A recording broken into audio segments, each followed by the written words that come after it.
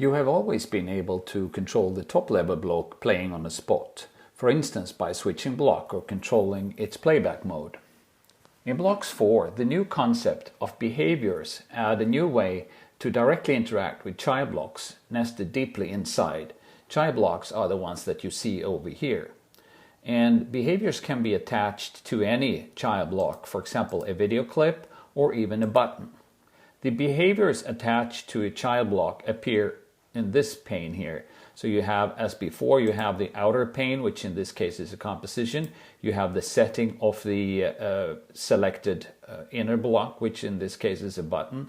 And then finally you have the behaviors that are attached. And you can see there are three behaviors: opacity, rotate, and scale, added to this button. If you hover over the behavior, there's a little tooltip showing up here that describes a little bit of what it does.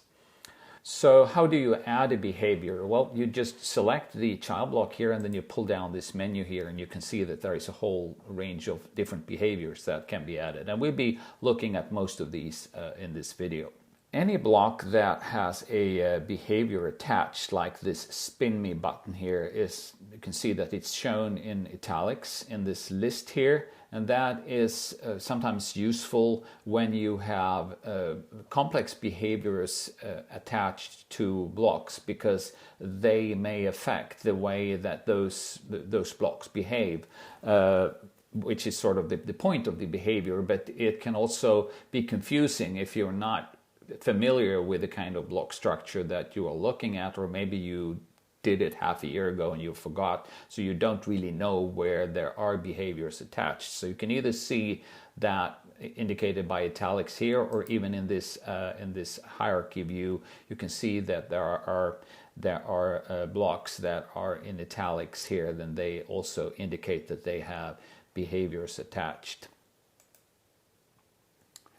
Okay, so what can you do with behaviors? You can see this button here, as I said, already have three of them.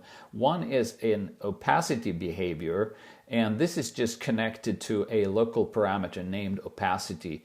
And I also have a slider here, and you can see that that slider is connected to that same local parameter, and it has a 0 to 1 range. So when I drag this slider, you can see the opacity changing on that button over there.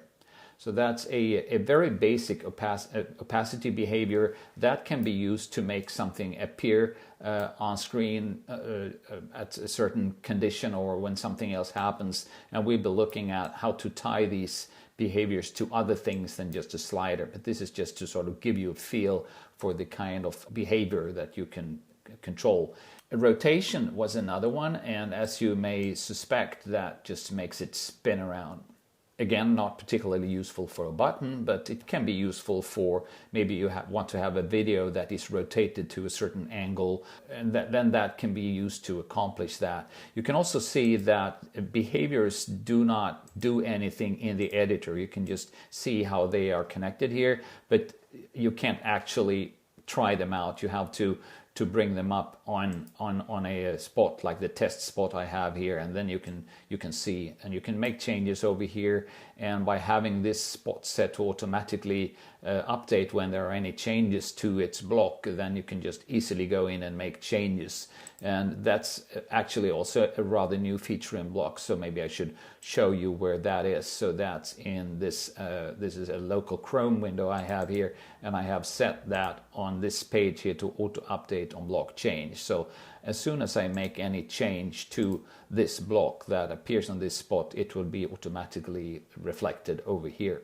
If we look at the rotation behavior, you can see that I've changed instead of having a slider that goes from 0 to 1, I've changed this to go from 0 to 360.